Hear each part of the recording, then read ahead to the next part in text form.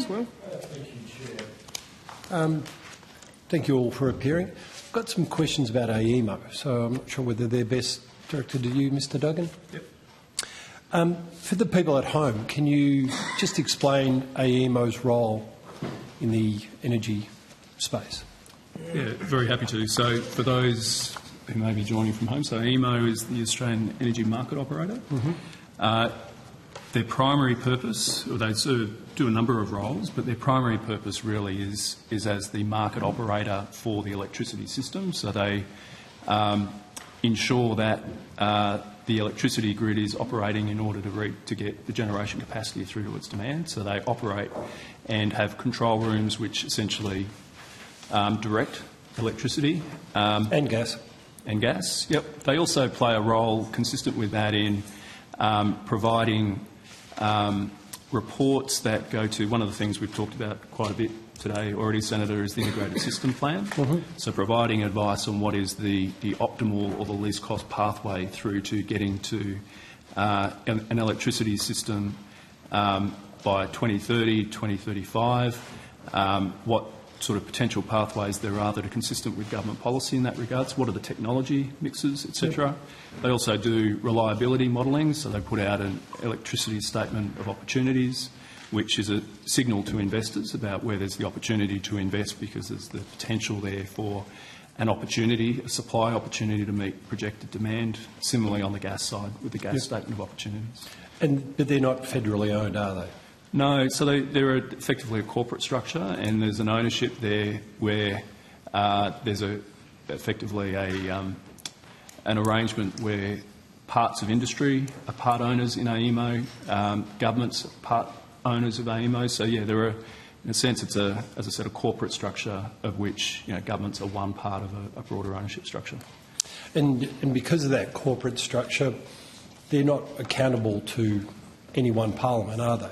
Or there's a real lack of accountability for AEMO, isn't there?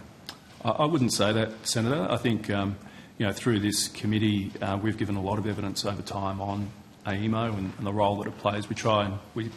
Given that they're not a federal agency, but we have a very significant stake in AEMO and its work, we always have taken the attitude of trying to be as helpful to this committee as we can on AEMO. Of course you have, yeah.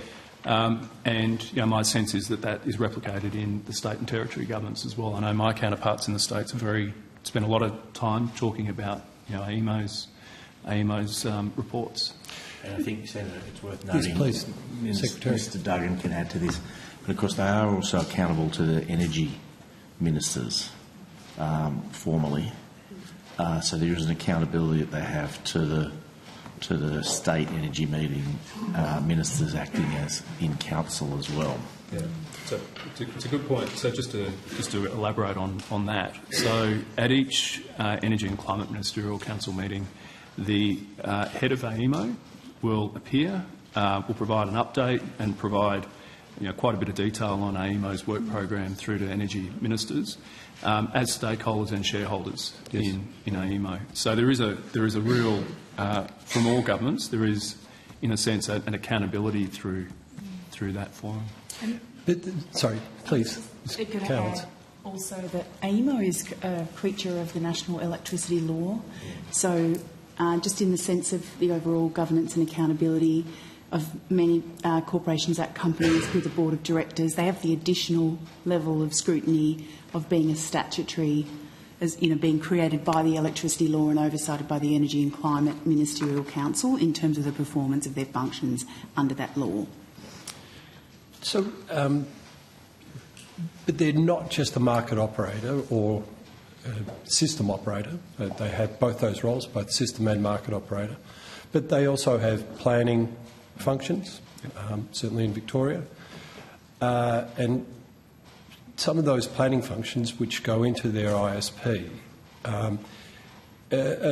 come up with some pretty staggering numbers in terms of investment needed to help us get to where we want to get to in terms of net zero and meet or beat our Paris targets, which we all support. But there's some staggering amounts of investment that are needed that are going to be borne by both taxpayers and energy users, isn't there? Not as staggering as the numbers frequently bandied about by Mr Dutton.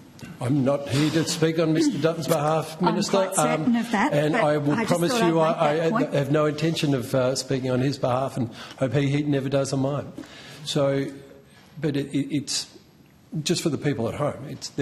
We're talking about some incredibly large numbers of investment, aren't we? Yeah. So, Senator, one point to note in this context is, so I mentioned earlier that AEMO has put out its draft integrated system plan. The processes that AEMO go through are very open, very transparent, very contestable. So we're putting out a draft plan.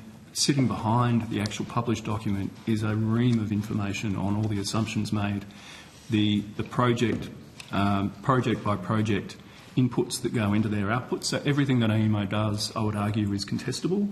And, they also go through rigorous peer review process, and so they rely on not only their own expertise, but they look to expertise externally as well, and that all comes to bear on what ultimately they put into those planning documents, as you say. So there is quite a process that sits behind all of those publications. It's a process, but I put these questions to the Australian Energy Regulator at last estimates, and I believe they've been released this evening. Is that correct, Chair? So I would have followed up with them on these, but sadly you get to get them now. In the last estimates I put, they consult on the inputs and assumptions, which I accept, but they're the inputs. The ISP is the output. It's what says what projects are going to be actioned. Now, as you rightly pointed out before, part of AEMO's ownership structure is with energy companies, including the transmission companies that are going to benefit from having their projects put forward as part of the ISP. Am I the only person that sees that there is something a little bit off about that when it comes to the sorts of... And we're talking about tens of billions, dozens of billions, if not over $100 billion in investment needed. Is that correct, Mr Duggan? So, Senator, so I think, as you know, there's a very sophisticated regulatory framework that goes around the selection of energy projects, transmission projects, including in the context of the ISP, and then a pretty rigorous and robust process that, for example, and I know this was the line of questioning last time when the AER was here, that a project proponent needs to go through from identification in the integrated system plan all the way through the RIT-T process, through the feedback loop, and then all the way through to then the final financial agreement that's reached, all of which is designed to ensure the best economic projects but also the lowest cost for consumers. So I would argue there's a rigorous regulatory framework that protects against the sort of risk that you're alluding to. That's also, I agree that's exactly how it should happen, but it doesn't always happen that way, does it? There are some projects that are deemed by state governments to... And they just leapfrog some of those accountability measures that you mentioned. Am I right in that? I wouldn't say that they leapfrog the accountability measures. Escape them altogether then. Right. Might be another way. You are right that the integrated system plan takes account of government policies. It's a real world plan. So if something reaches a sufficient level of commitment, it's somebody is actually going to do it, then it becomes something that AEMO has regard to in the plan. So I think what I was saying before is there is a regulatory oversight of AEMO, and even the integrated system plan itself, the draft integrated system plan, which was released in December, is actually out for consultation now. So it isn't just the inputs of the... It closed in February, didn't it? Well, it may have just closed, but I think what I'm trying to say is that it's not just the assumptions and the inputs that go to consultation, it's also the actual output, which is the plan itself, and there we could expect to see response to the consultation feedback in the final integrated system plan when it comes out in June. So there is quite a process in terms of testing with industry, testing with the public, testing with governments, whether those assumptions are right. And they do have a consumer panel and a social licence panel also inputting into that design. So it's not just industry or just government, it's a very wide range of stakeholders inputting into the plan. and a fairly high level of transparency, and then in addition to that, the regulatory oversight of them in the performance of their functions. But they're under no obligation to listen to any of that consultation, are they? Well, at the end of the day, I mean, again, through that transparency, there's contestability, and were other experts to come to a different conclusion, I think that gets to AEMO's professional reputation over time. So I do think that transparency is a really important part of the accountability. And I guess you're getting to the nub of what I'm trying to get to. And I can table this, Chair, and I can show it to you first if you like. It's called No Longer Loss in Transmission. It's a paper written by Professors Mountain, Bartlett and Edwards. Thank you, Steve. Is it publicly available? Yes. It's out of the Professor Mountains from the Victorian University Energy Policy Centre. Do you want to just reference it, or do you want to actually table it? Depends whether or not our guests need it to refer to or not. So I'm in their hands. Senator, we're aware of it. We can access it. Aware of particularly Professor Mountain's work. Yes. Yep. You would agree with me that he's probably one of our greatest experts on energy operation and market. Senator, one thing I've discovered in this job over 2 years, there are a lot of experts in energy. I would hate to put a ranking on them. Some more experts. that I'll agree with you on, but certainly I would count Professor Mountain, Professor Bartlett as two of our greatest treasures of that. Just for the people at home, this plan, they call it Plan B for transmission, and it affects Victoria, my home state, so I've taken great interest in it. And they've proposed a different transmission model to V&I West, which is incredibly expensive when you take in all the extra bits that it needs, not just the line itself. And they refer to it as V&I West Extended, which comes to about $11 billion worth of investment to enable one transmission line that is a point of failure, they refer to it as. They put forward a separate transmission plan, which I think is they costed out at $6 billion, provides a lot more resilience and does the same thing in terms of connecting up the rhombus of regret, those foreign-owned solar and wind farms up in northwest Victoria. You see where I get to when such experts are putting forward such more economical methods, that it's hard to see AEMO's optimal development plan as anything except optimal. I mean, it's not optimal in any way, shape or form. How do we get to a position where projects like V&I West are almost a baked-in, done deal, no social licence, and I'll leave that to others? You see where I get to? I just can't come at the fact that there is any accountability or transparency at AEMO.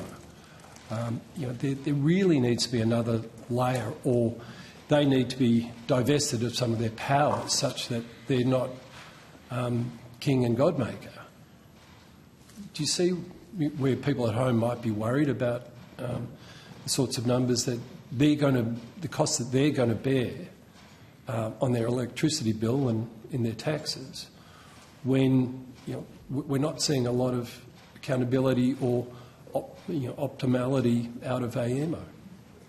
So, Senator, I'm not sure what I can add to my previous evidence around the transparency, the contestability around the inputs and the outputs for AEMO. I am aware of Professor Mountain's work in this regard. I think one point that he does make, which I think is worth drawing out here, is absolutely accept there's not one transmission pathway. There's not one transition pathway broadly for energy. AEMO recognise that, as you know, through the different scenarios that they put into the integrated system plan. So it's not as if there is just one pathway that is published through that. They do different scenarios around that. But one point that Professor Mountain makes, which I think is compelling, is that at the same time as we're building a new transmission, we should absolutely be optimising the existing transmission and distribution as well. So this shouldn't just be thought of as new build. It should be about making sure the incentives are in place to maximise absolutely maximise the existing infrastructure for all the reasons that you're going to about, you want to be sure that you're only building what you need. That, in terms of what's optimal for consumers, that is absolutely the case. So I subscribe to that element. That's the case? Sorry? You actually believe that's the case, that the pathway that we're on in the draft ISP is I believe that optimal? AEMO takes into consideration the best expert advice. I know that they're aware of the work that Professor Mountain has done. I know that within the integrated system plan they do look at how to optimise the existing grid. And so, I'm confident that when they determine their various scenarios for what would be an optimal transition pathway, that they are taking into account all the best available information. Sorry, just before we move on, just so I get it on record, on notice, can you point to me where in the draft ISP they talk about optimising current transmission? I can take that on notice. Thank you. Thank you. Sorry, Ms. McGann. I was just going to also say that in relation to specific transmission projects, the regulatory investment test for transmission is applied by the Australian Energy Regulator. It's not applied by AEMO. So while AEMO might project in its plan that a particular transmission project, is on the optimal development path, no TNSP can charge any consumer or pass through any costs until they've passed the RIT-T, and that requires them to show that of all of the available alternative projects that could deliver the same benefit, that this one is the one that has the most net benefit. So that's actually a test that's applied by the Energy Regulator. It's not applied by AEMO. No, it's not the role of AEMO in the Integrated System Plan to actually test all the configurations of a project and say which one is in fact the one that is the most beneficial for consumers or for the market as a whole. So I just wanted to draw that distinction, because the fact that a project is actionable in the Integrated System Plan does not mean that that is the only option, and all non-network options are part of the consideration of the RIT-T. I would have liked to have put these questions to AER tonight, but it's not often that the RIT-Ts get knocked back, are they, if they're an actionable project on the ISP? I don't have those figures here. I'm sorry, Senator, I can't we'll put answer them on that. notice to AER. Thank you, Chair. Oh, you're done. Excellent. I'd